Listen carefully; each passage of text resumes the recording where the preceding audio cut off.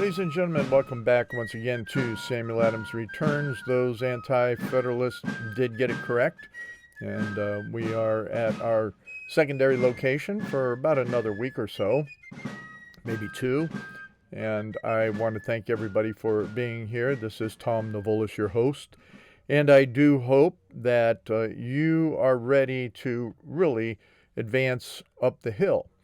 And what I left off last week with one item was that we need to see a reformation in the churches. That's, in my opinion, the most critical aspect because that was what was important in our founding era. To that point, what I'm calling this week's program is Sermon and of Declared Charges. Now, considering the mess that has been created by the politicians, the bureaucrats, it's time to really understand and hear a sermon that made a interesting difference potentially during the founding era. This sermon was in May 26, 1773, and it was pertinent then, but I believe more so now than it was in the past. Also, what I would like to discuss with you is two of the, 28 charges in the Declaration of Independence. I know that is not looked at very much by people, and you can see the Democrats in particular never look at the charges or the parallels of the charges in the Declaration of Independence to our present history and conditions that are going on. Well, I'm going to address two of those this week, and I'll address some more next week. I don't have all of the information tied together because, as I explained once before in looking at doing this in respect to the charges, it is a major effort. It's major. Let me just put it that way. And I'm not one that's going to use AI to try and figure it out. I believe that we need to use our own intelligence, our own research capability, and not that of what is out there in the cyber system. And just to remind you is that I was there in technology when a lot of that was even in its early days of consideration. But let's come back to this sermon, and I want you to consider this quote that's directed to ministers in particular from this sermon. And it goes here to say, "For religious liberty is so blended with civil that if one falls, it is not to be expected that the other will continue." And this goes hand in hand from the point that what this particular pastor was bringing out in this sermon is the necessity of the pulpits to bring a clear understanding of what true liberty is in a civil society. And as I always talk about, what does that mean from a perspective on the extensibility of how the gospel should function in our lives? So let's talk about the sermon just a little bit. The sermon itself is definitely titled an Election Day Sermon. It was delivered by a pastor by the name of, I got to scroll down to it, Charles Turner. He was a pastor of a church in Duxbury, Boston area of New England. This was presented during the election period, May 26, 1773. It was given before the Governor, Thomas Hutchinson, as well as the council, which was put together, as well as then the House of Representatives. So this was encompassing all of the political and bureaucratic components of the Massachusetts Bay Colony. So that's what the setting is. Now, the essence of this is that um, it's as God developed government. He developed it. He brought everything into existence, and his dominion is universal. It's absolute. It's to be acknowledged, which we don't do. And we don't see that happening as I've talked about, and as you heard from Doug Wilson and others, that's not even acknowledged within the political environment, so-called conservative Christian political environments, let alone in evangelical churches. It's not recognized. So if you have here a government that God gives for the goodness of men, and as Turner uses Romans 13:4 as his primary verse, which is, he is the minister of God to thee for good. You have to understand, what does that mean? What does it mean then to have this political person being a minister for the good? And how does that come about? How does that work within the context of our present in respect to what has gone on in the past? Well, one of the things that, I call it a thing, but one of the areas that are violated by the politicians, evangelical pastors, bureaucrats in particular, academics, and citizens as well, is the fact that the sovereignty of God is not recognized. And as this pastor brings out, is that civil rulers in this world are the number of ministers or servants designed by God. They're constituted by him.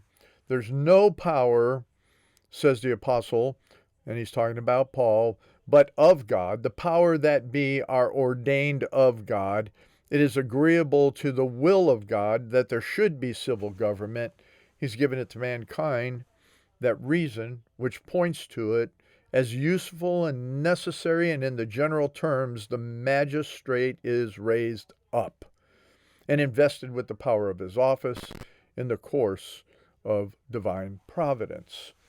Unfortunately, what we see most often is the failure of these magistrates, bureaucrats, even ministers to act within their office according to the will of God. They don't even come close to it. So therefore, what we see is that the wealth of the world and all of the glory that's in office, even now in the mega churches, the pastors, and so on and so forth, we see that there are many things that affect us, and in many countries and ages, pride comes in, luxury, spoils, violently extort and drain from the people,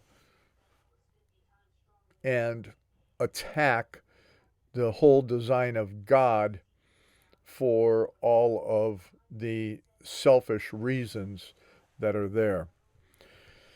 I'm going to have to carry a lot of this into the second segment as well, because I'm not going to deal with trying to give you the whole sermon here. And at some point, I'm probably going to videotape the whole sermon and put it online. But it's important to understand that this is something that made a major effect. This was the mindset of a lot of those that were the patriots. And what he calls for, in just some real basics, is he's not calling for revolution. Now, this sermon was given in 1773. And as I talk about in the area of the charges that come out in the Declaration of Independence, there's a lot of turmoil that was going on during this period of time. And we're going to get to some of that turmoil, but what's really important is that during this period of 1773, the people have already been going through a lot of the despotism that was being enforced on them by Parliament, and the king doing nothing about it. So, Reverend Turner, in his sermon, is directly addressing the rights of the citizens to act according to good conscience as well as resist tyranny. He's telling them that if you have good rulers, if you had a good king, if you had a good governor, if you had those that were acting in a truly Christian manner that comes from all the biblical principles that were being taught at that time of government and under the sovereignty of Christ, then you should be a good subject to them. But at the same time, Turner then comes to both all the political environment, the ministerial environment, and the citizens in general, and tells them, no, based on good conscience, you have every right to take and stand up. And not only a right, you have the responsibility to stand up against the tyranny.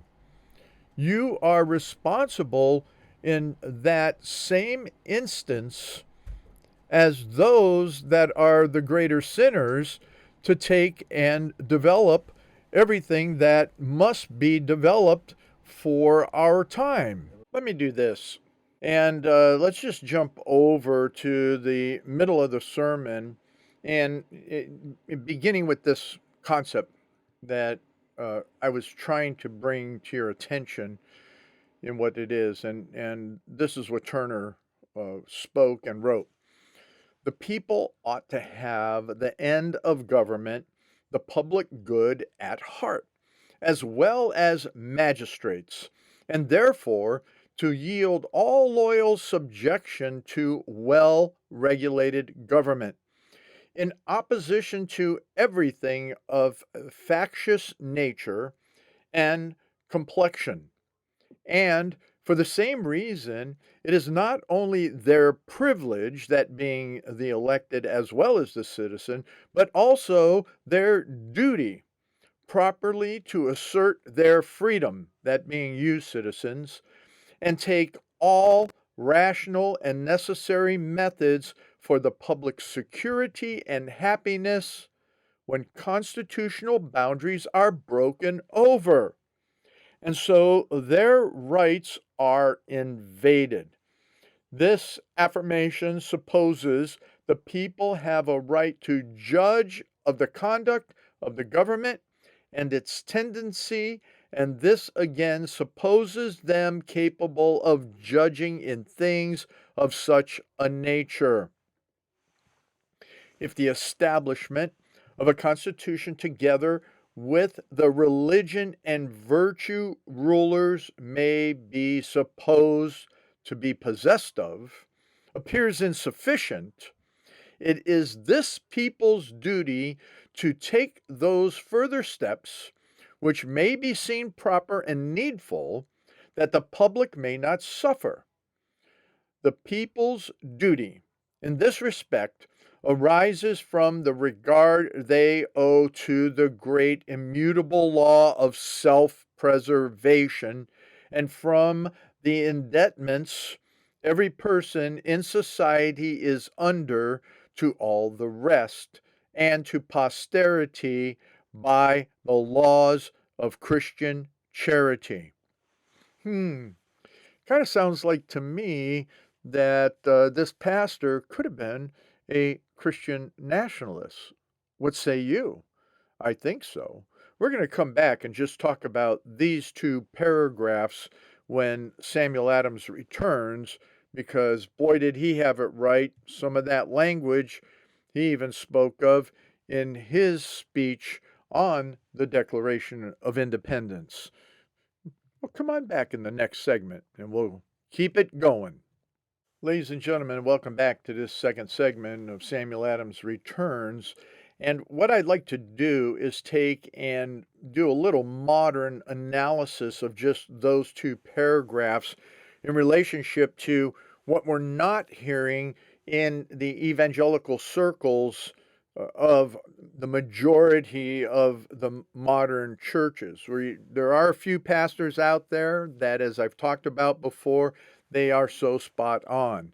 But even in the wake of issue one in Ohio, and now we're seeing Virginia, where the left is so emboldened that they're going to be going after the same area of a constitutional amendment or laws that will take and put unfettered sexual insanities into constitutions as well as into law. They're going after it. I told you about that right off the beginning of issue one and the other issue one in the primaries as to why it was necessary. What we have here and what you're going to hear towards the end of the sermon, and let me put it to you this way. You can get a copy of this sermon if you are a subscriber to the Samuel Adams Returns newsletter. That gives you the login capability to be able to do that and get this as well as Taking the Hill documentation that I put up last week. Now, the areas that we need to talk about is that the people ought to have the end of government, the public good at heart, as well as the magistrates need to do that. We don't have magistrates for the most part that really have the public good at heart, because the way they look at the public good is in the perverse manners that Turner talks about later in this sermon, where magistrates are supposed to be standing up against evil, against those things that are contrary to the Creator's truth. And in all of this, if you have something that's good, then yeah, as I mentioned in the first segment, you should be subject to a well-regulated government. But magistrates in particular, those running for office, should be in opposition, as well as the citizenry, in opposition to everything of a factious nature and complexion. I mean, you can make things extremely complex as well as giving it a complexion of how it looks, but of a factious nature. I guess that's why last week I talked about, if we're going to take the hill, people, you have to get over envy and ego. You just have to do it. And you have to come together as a repentant people, which is what Turner is calling for, is a repentant people to fight not just a political battle, but also a true biblical Christian battle against the evils that are upon us. A lot of people don't want to hear that. They don't even like hearing it. But is our duty properly to assert our freedom and take all rational and necessary methods for the public security and happiness? So one of the areas, the violations that were charges put against the king was in how he violated his duty to protect the people. In fact, what that one comes out to be is that where he abdicated government by declaring us, and this is straight from the Declaration of Independence, he abdicated government here by declaring us out of his protection and waging war against us. Now, the comment on this charge number 23 is by waging war on the colonies, the king rescinded his promise to protect his subjects and renounced his authority to govern them. So think about that for a while, because we're going to come back to it in the third segment. But I don't want to lose the analysis that we're doing on those two paragraphs that I talked about.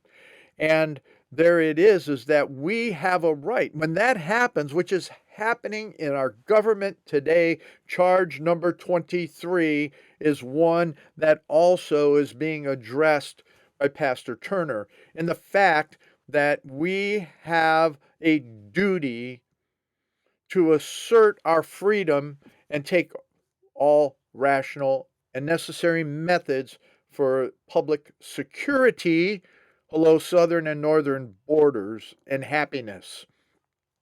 That means our property. That means our religious liberty is our happiness. So when the constitutional boundaries are broken over, which we're seeing, when you take and you look at our Constitution, it is the duty of the President and Congress to protect our borders from invasion, and we are being invaded. It goes to that abdication that the President of the United States in modern times has done, and he is at war with us through his DOJ, his Department of Justice, including using the military surveillance, intelligence mechanisms of this country against free citizens. We've seen that in relationship to even January 6th. So the Constitution boundaries are broken over and our rights are invaded. This sermon is now. This affirmation supposes the people have a right to judge the conduct of the government. And we do. That was the intent of many people during January 6th. That's intent of the Moms for Liberty in relationship to the school boards. Ladies and gentlemen, its tendencies as well, and this again supposes us, capable of judging in things of this nature. Well, in some regards, I have to admit that the majority of the citizenry is not capable of judging the conduct of our government and its tendencies, only because the educational system has destroyed it. You're hearing more and more about the educational system, especially at the university level, being useless. I posted for you articles a few weeks ago on that, and there's an article there in your references exactly from the Gateway Pundit is actually a college professor. Higher education has become a threat to America. And this was from the Wall Street Journal. And how this professor, John Ellis, he's a professor emeritus of German literature at UC Santa Cruz, talks about how colleges, because of all the leftists, are destroying America, are destroying constitutionalism. The colleges are nothing more than a great destructive influence, he writes. Once an indispensable support of our advanced society, academia has become a cancer metastasizing through its vital organs. The radical left is the cause, most obviously through the one-party campuses having graduated an entire generation of young Americans indoctrinated with the leftist ideas. Good article. It's in your references there. Go check it out. But getting back now to the second paragraph is that if the establishment of a constitution together with the religion and virtue rulers, may be supposed to be possessed of, appears insufficient.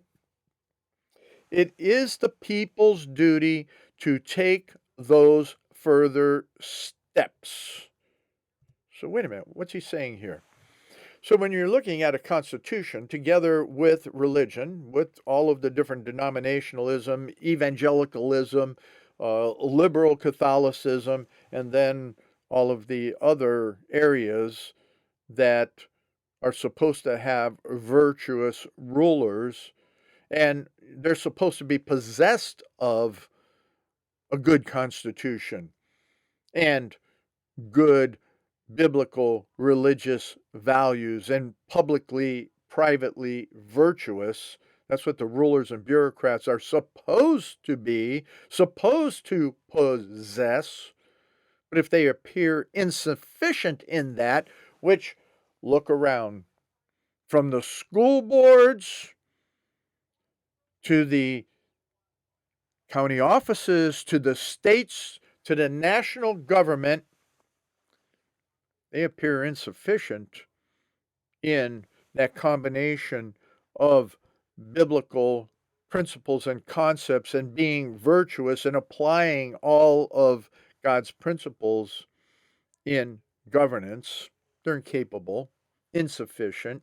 It is your duty, it is the duty of the people to take those further steps, here it is, which may be seen proper and needful, that the public may not suffer.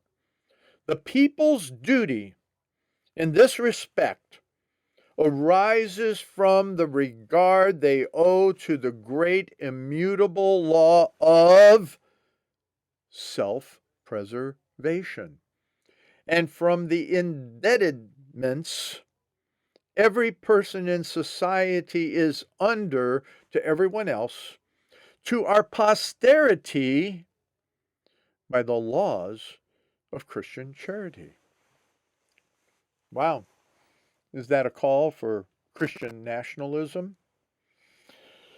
So this gets to some really core truths. And we're going to talk a little bit more here. Well, I'm going to break it for you right here. And it's in the promo at samueladamsreturns.net if you haven't gone there yet. Agreeably, civil rulers in this world are in the number of his ministers or servants, that being God's. They are constituted by him, by God. There is no power, says the Apostle Paul, but of God. The powers that be are ordained of God. It is agreeable to the will of God that there should be civil government. He has given to mankind that reason which points to it as useful and necessary, and in general terms, the magistrate is raised up and invested with his office in the course of divine providence. Yet civil rulers are ordained of God, but the doctrine of their being divinely appointed, rightly understood, no more militates against the supposition that the people ought to have a voice in the elevation of those who are, in a civil sense, to rule over them. That means we get to elect. That's biblically sound. But he never designed mediately or immediately to appoint rulers over the people in state or church so as to debar them from the privilege of choosing their own officers. And they who attempt to deprive the people of such a privilege oppose them equally to the will of God and so the rights of mankind. We're going to talk about this a little bit more as we get into the next segment, because one of the charges is about the legal system and what happened to it. And when we look at that, what we have is the rulers, those that are elected, especially the Democrats, are removing our privileges to vote for whom we want, especially in the case that we're seeing on the national basis with Donald Trump. We're seeing that they are attempting every manner to deprive us people of our right and privilege to choose our leaders. Come on back for the next segment. Ladies and gentlemen, just for this last segment of Samuel Adams Returns, go to the website, samueladamsreturns.net. For those that are only getting the first and third segments, I highly recommend you go to the second segment. And I do want to quickly take you through the just a closing point on this sermon. And once again, if you are a subscriber to the newsletter, you should be able to download this sermon at those resources I have for Taking the Hill. Now, what's critical about this sermon, and I want to leave here before I get into the charges, but quickly, you need to hear this, because this talks right now, today, about what's going on in the press and censorship in all of the issues of what is the woke are doing on canceling.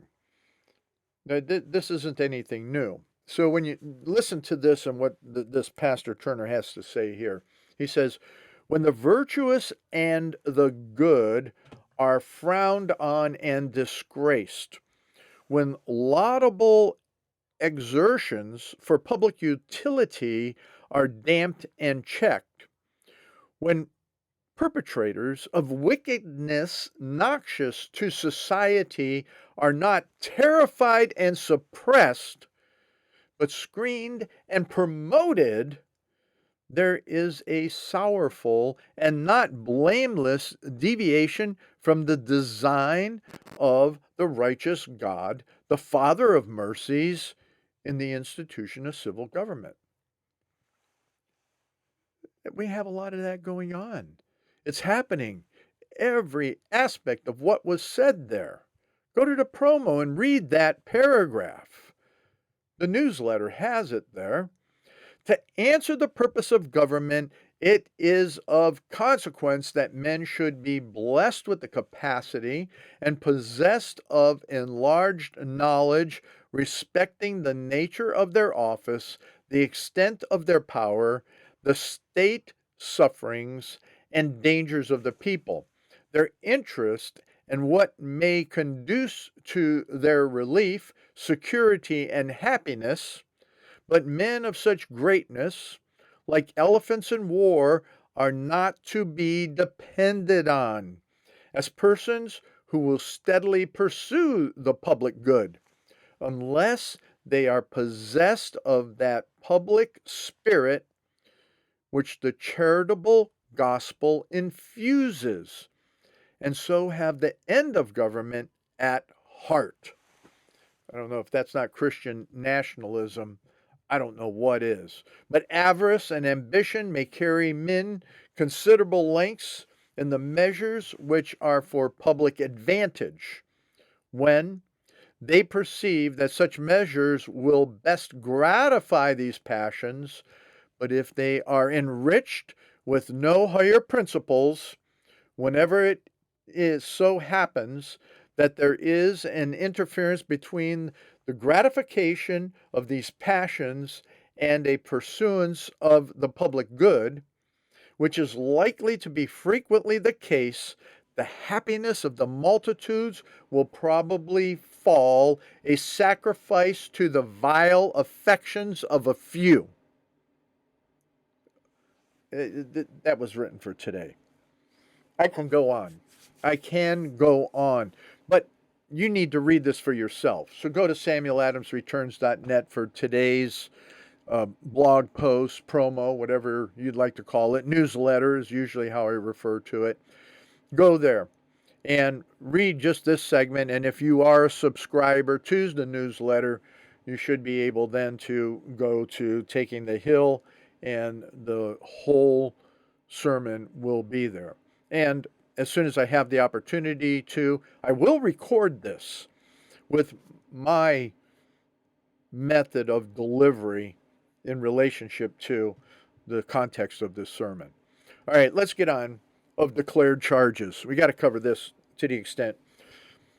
So the point I want to bring out on the declared charges, there's 27. I said 28 earlier. There's actually 27 specific charges in the Declaration of Independence against the king. And you have to remember that it was against the king and not Parliament, because although Parliament was the one that was uh, taking and bringing on all of the various troubles in different manners, it was actually none other than the king who all of the charters were with.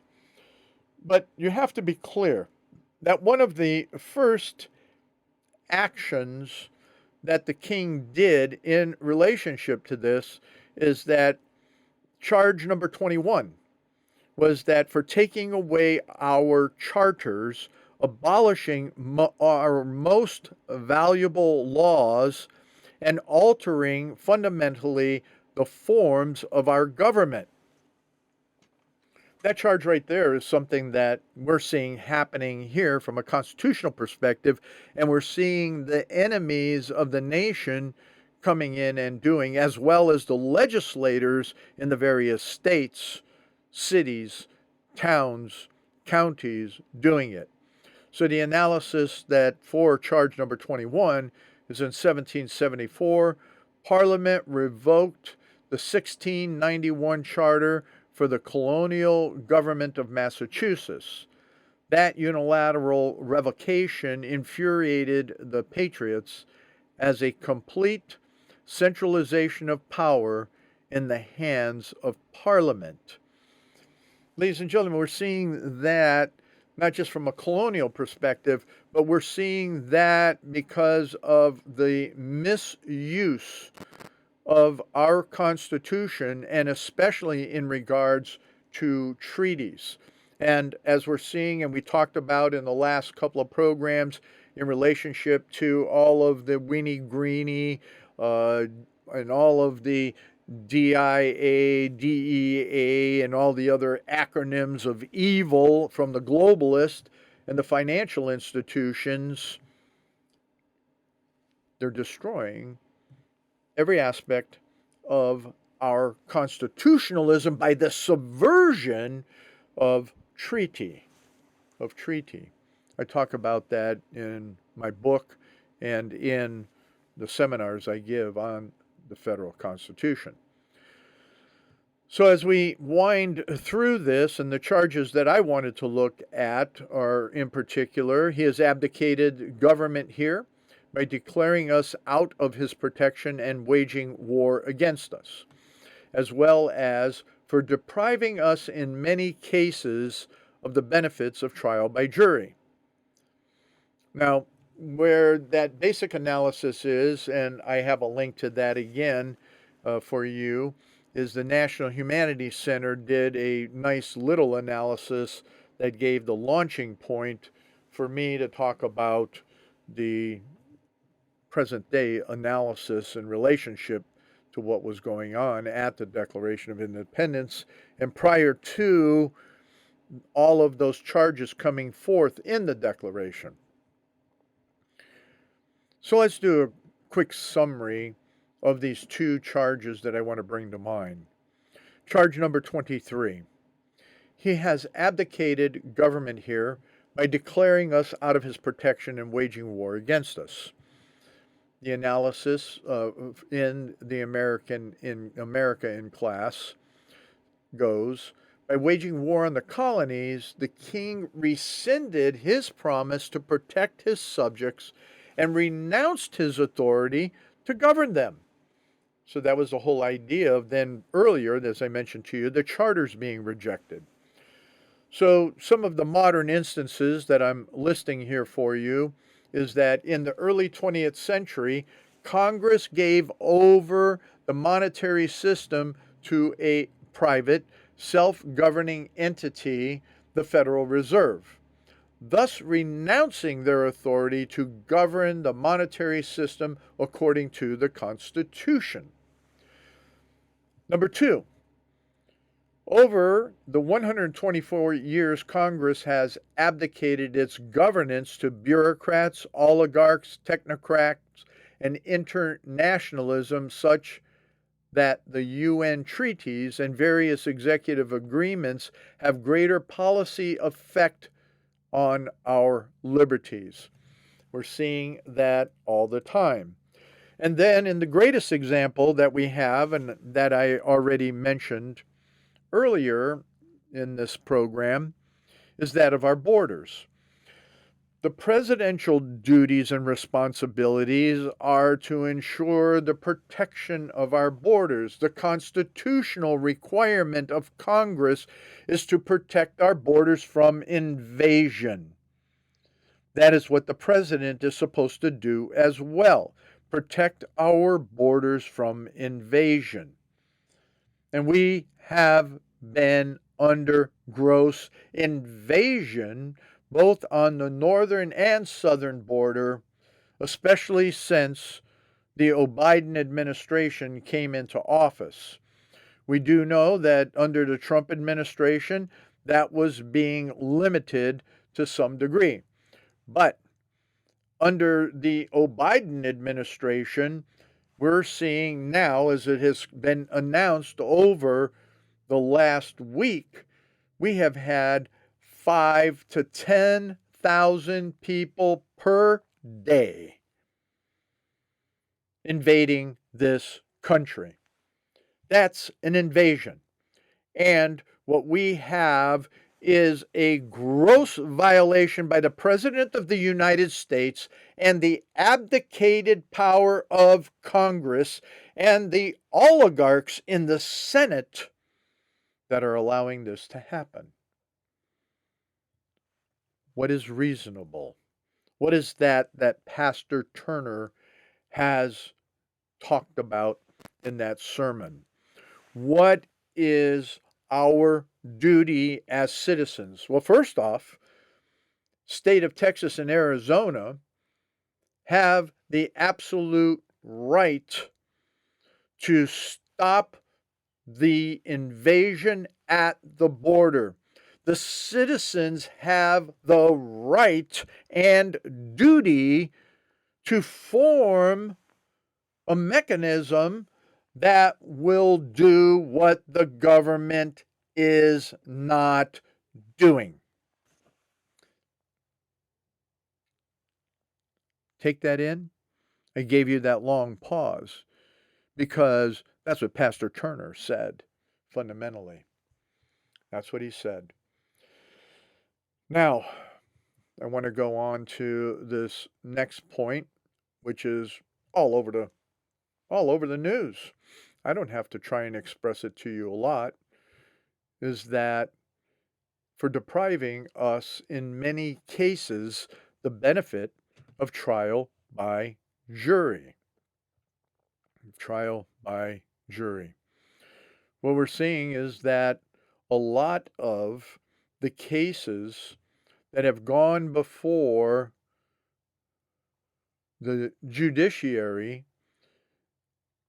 on January 6th, defendants has no jury.